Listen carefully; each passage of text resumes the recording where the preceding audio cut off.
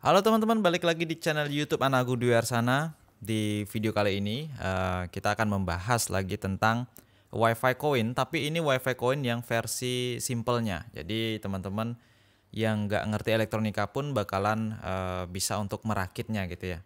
Dan ini melengkapi dari video sebelumnya. Dan di sini saya kasih judul 1000 koin untuk 1 bulan akses internet ya. Jadi dengan 1000 koin, jadi dengan koin 1000 kita bisa sebenarnya nggak cuma mengakses internet bisa 1 bulan ya, bisa 1 tahun juga bisa. Jadi teman-teman yang atur itu di sistem WiFi coinnya. Jadi mau 1 koin 1000 untuk 1 jam bisa, 1000 koin untuk 1 minggu bisa. Tapi kebetulan nanti kita akan setting 1 koin 1000-an itu bisa digunakan untuk mendapatkan akses internet selama 1 bulan, yaitu 30 hari sekian lah ya. Nah, di video ini kita menggunakan modul yang baru aja saya desain dan selesai menyolder ini ya. Dan bagaimana simpelnya membuat WiFi Coin dengan modul ini? Sebelumnya mungkin teman-teman yang nggak tahu WiFi Coin itu apa, ada di video sebelumnya, linknya ada di keterangan video. Beberapa video juga sudah pernah saya upload. Selain WiFi Coin, kita juga pernah bikin tentang listrik koin, di mana dengan menggunakan koin, masukkan koin ke sana, kita bisa membeli listrik untuk kita nyalakan, entah itu untuk ngecas HP, ngecas laptop, atau ngecas sepeda listrik. Jadi sistem ini mungkin seperti SPBU tapi untuk bagian listriknya gitu ya. Ini bisa kalian terapkan gitu. Oke, biar nggak berlama-lama lagi, langsung aja alat dan bahan yang diperlukan di video selanjutnya. Oke, ikuti terus video ini.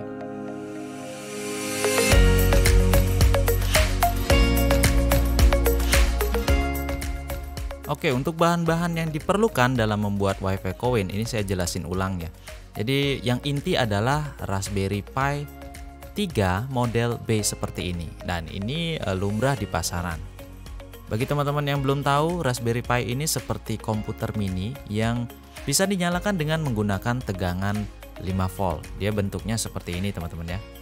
Dan ini akan kita gunakan sebagai komponen utamanya. Dan akses internetnya akan dicolokkan ke konektor Ethernet di sana. Nah, selain itu kita juga memerlukan rangkaian regulator step down seperti ini. Dan ini fungsinya nanti untuk menurunkan tegangan sumber dari adaptor menjadi 5 volt yang diperlukan oleh Raspberry Pi-nya. Jadi ini modulnya juga lumrah dijual di pasaran ya. Jadi yang seperti ini aja sudah cukup. Dan selanjutnya yang kita perlukan adalah sensor untuk koinnya. Jadi teman-teman bisa menggunakan sensor koin yang bisa mendeteksi beberapa koin, atau menggunakan sensor koin yang hanya mendeteksi 1 koin seperti ini. Tentunya harganya akan berbeda lumayan jauh ya. Dan di sini kabel yang terhubung cuma 3 kabel saja nantinya. Nah, untuk pengoperasiannya di sini kita perlu menyelipkan koin yang akan dideteksi khusus untuk sensor koin jenis ini. Kalau kita pasang koin 1000-an, maka dia akan hanya mendeteksi koin 1000-an saja. Dan kalau teman-teman rasa Raspberry Pi terlalu mahal, teman-teman bisa mengganti Raspberry Pi itu dengan menggunakan Orange Pi Zero seperti ini. Ini juga bisa digunakan, dan ini juga sudah pernah saya videokan di video sebelumnya. Bagaimana cara merakit WiFi Coin menggunakan Orange Pi Zero seperti ini. Nah, lalu bagaimana cara merakitnya? Dari rangkaian yang sudah saya gambar ini, mungkin teman-teman bisa dengan jelas ya paham ya, alur kabelnya kemana aja. Kalau untuk di Raspberry Pi-nya, teman-teman bisa lihat kabelnya yang terhubung cuma 4 aja, yaitu 5 volt, GND, ke sensor koinnya, dan juga ke modul relaynya. Nah, untuk modul relaynya ini sendiri, yang terhubung itu cuma supply 5 volt GND dan juga sinyalnya. Nah, modul relay ini juga bisa teman-teman pasang atau teman-teman nggak pasang juga nggak masalah. Ini modul relay cuma fungsinya untuk menyalakan tegangan ke sensor koinnya aja. Jadi sensor koin nggak bisa dinyalakan langsung dengan menggunakan Raspberry Pi, tapi harus menggunakan saklar digital, yaitu ya relay ini gitu ya. Dan kalau teman-teman lihat di video saya sebelumnya tentang perakitan WiFi coin, mungkin ada dari beberapa teman-teman yang merasa itu masih terlalu rumit ya. Karena kita harus menyambungkan beberapa kabel dari Raspberry Pi-nya, terus regulator switching-nya, ke sensor koinnya, dan ke modul relay-nya. Saya sendiri juga melihat itu terlalu ribet ya. Dan juga membahayakan dari board si Raspberry Pi-nya ini, karena saya waktu itu menyolderkan kabel langsung ke header Raspberry Pi-nya. Nah, untuk mempermudah dalam perakitan, di sini saya sudah menggambar sebuah layout yang menggantikan rangkaian modul relay serta regulator step down yang tadi menjadi dalam satu buah keping PCB. Jadi teman-teman nggak usah repot ya untuk menyolder-nyolder kabel lagi. Saya sudah gambar desain PCB-nya seperti ini. Nah, bagaimana saya bisa menggambar desain PCB ini gitu ya? Jadi itu bermula dari membaca rangkaian pertama regulator step down-nya, yaitu LM2596. Kita lihat skematiknya.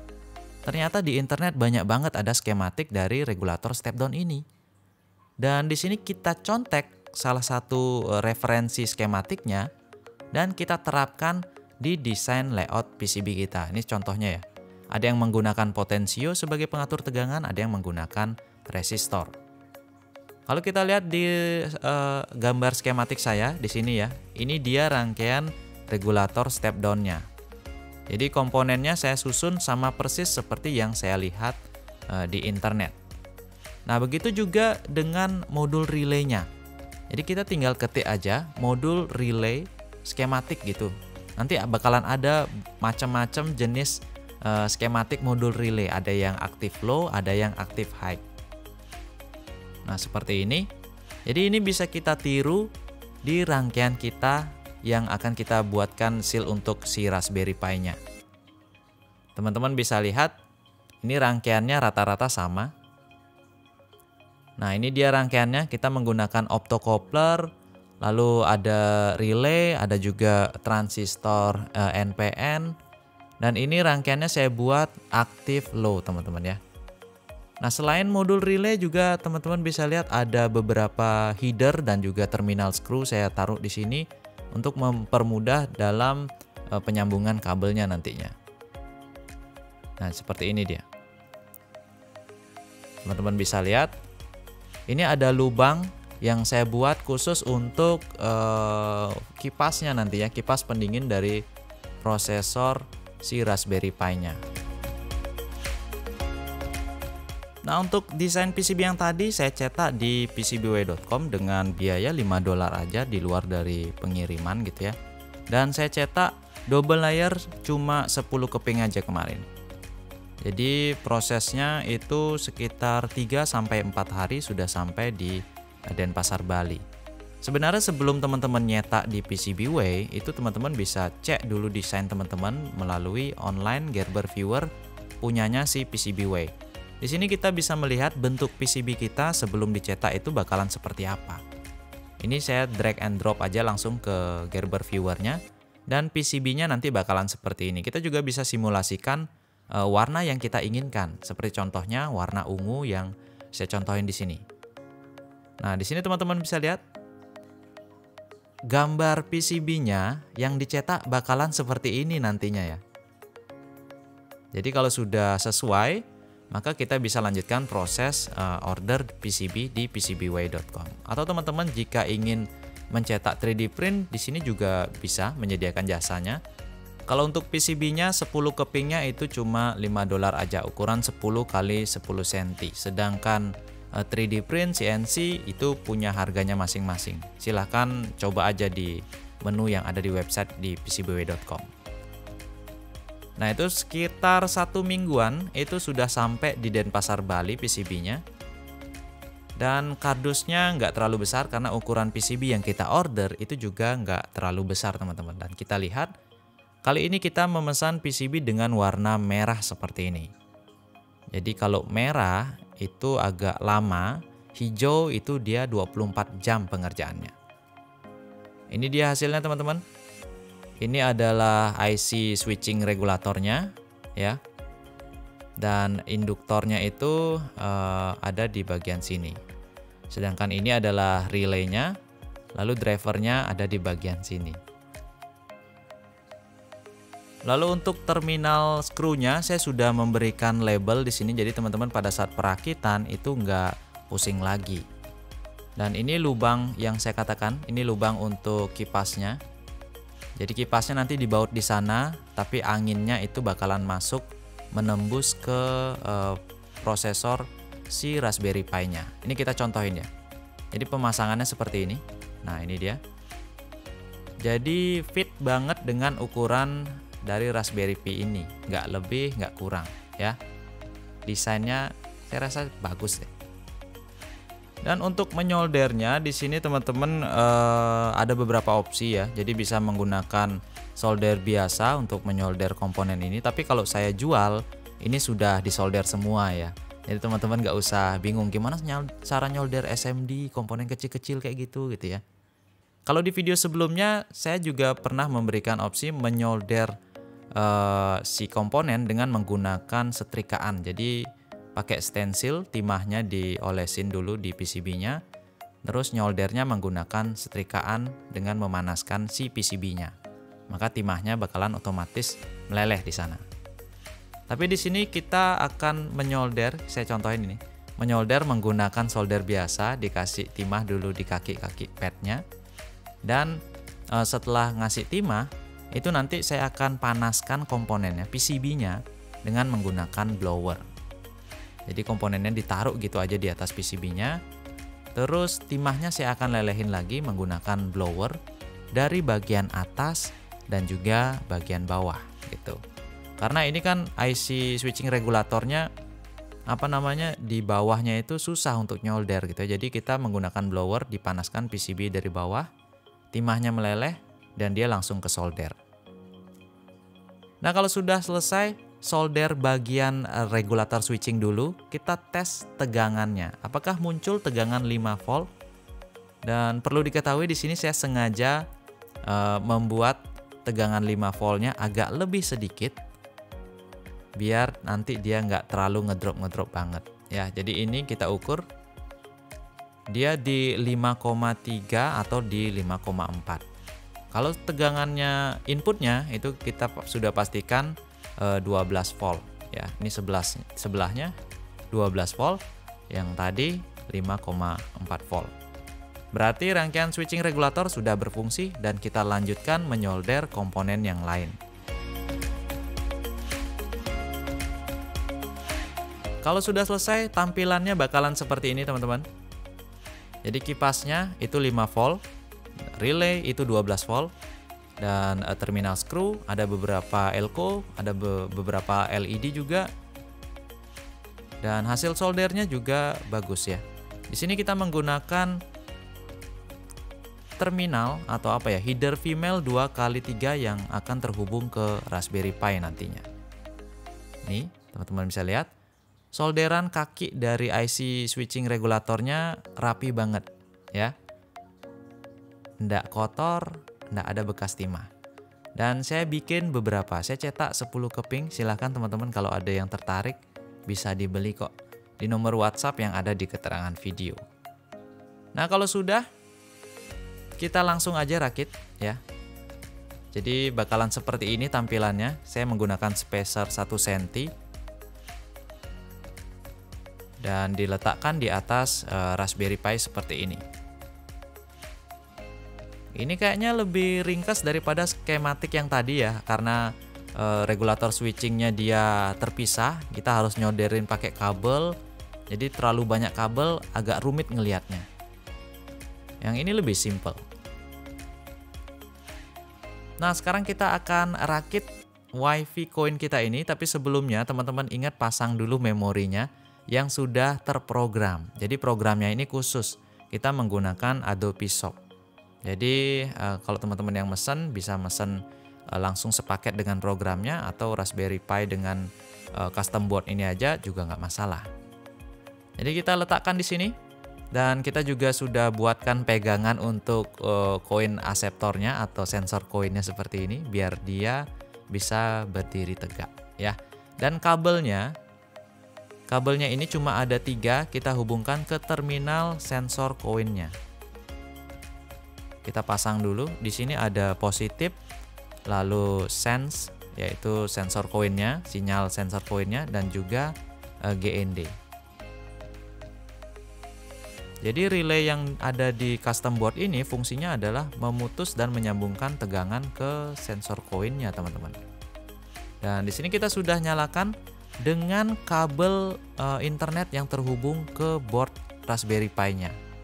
Jadi Raspberry Pi ini nanti bakalan menghasilkan SSID atau hotspot dengan nama internet coin. Di sini saya buat dia SSID-nya internet coin. Kita tinggal klik internet coin.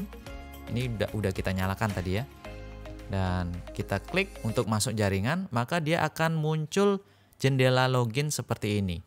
Jendela loginnya ini sebentar saya akan redupin dikit. Jendela loginnya ini teman-teman bisa custom sendiri, mau gambar seperti apa, tombolnya tulisannya apa, itu bisa diatur. Kebetulan tampilannya saya buat seperti ini. Maka jika kita mengklik tombol insert coin, maka sensor koin akan menyala. Nah, setelah sensor koin ini menyala, kita akan coba masukkan koin 1000-an di sini ya. Di sini saya sudah siapkan koin 1000-an. Dan kita masukkan koinnya. Maka terjadi proses di HP kita, lalu kita klik I'm done paying. Dan seketika kita akan terhubung ke akses internet. Kalau kita nggak masukin koin, nggak ngeklik I'm done paying, kita nggak akan terkoneksi dengan internet, teman-teman. Di sini teman-teman bisa lihat, kalau kita ukur kecepatan internetnya, nah ini dia. Jadi masing-masing HP yang terhubung, jadi nggak cuma satu HP ya, berbarengan ya, bisa sampai 200 HP terkoneksi berbarengan. Biar nggak lemot, di sini speednya bisa kita atur per HP itu mau di limit berapa Mbps gitu ya.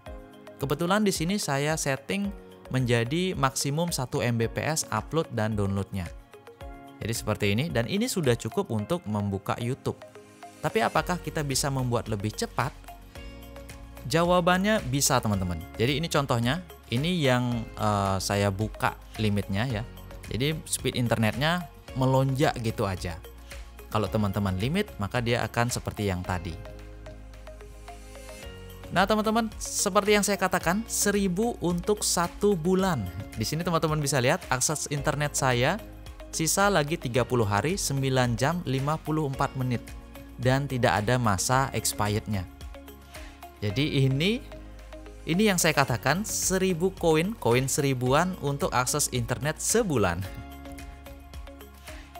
Nah teman-teman, mungkin segitu dulu video kita hari ini. Saya harap project yang saya buat hari ini itu ya, desain PCB yang saya buat hari ini itu membantu teman-teman untuk mempermudah dalam perakitan WiFi coin gitu ya. Jadi semua orang bisa membuat mesin WiFi coin, dan ini mungkin bisa digunakan untuk bisnis ke depannya ya. Karena kemarin itu ada yang request juga membuat WiFi coin tapi akses internetnya menggunakan modem. Jadi mereka beli paket datanya, dan paket data itu mereka jual kembali dengan di-manage oleh si WiFi coin ini. Dan rasanya itu nggak ada salahnya ya, karena si customer ini kan membeli paket data gitu ya, dan mereka jual ulang lagi paket datanya gitu. Mungkin bisa jadi pertimbangan, tapi untuk desas-desus masalah yang ada tentang internet itu gimana ya? Gimana menurut teman-teman? Tulis pendapat teman-teman di kolom komentar. Oke, terima kasih sudah menyaksikan. Sampai jumpa di video selanjutnya.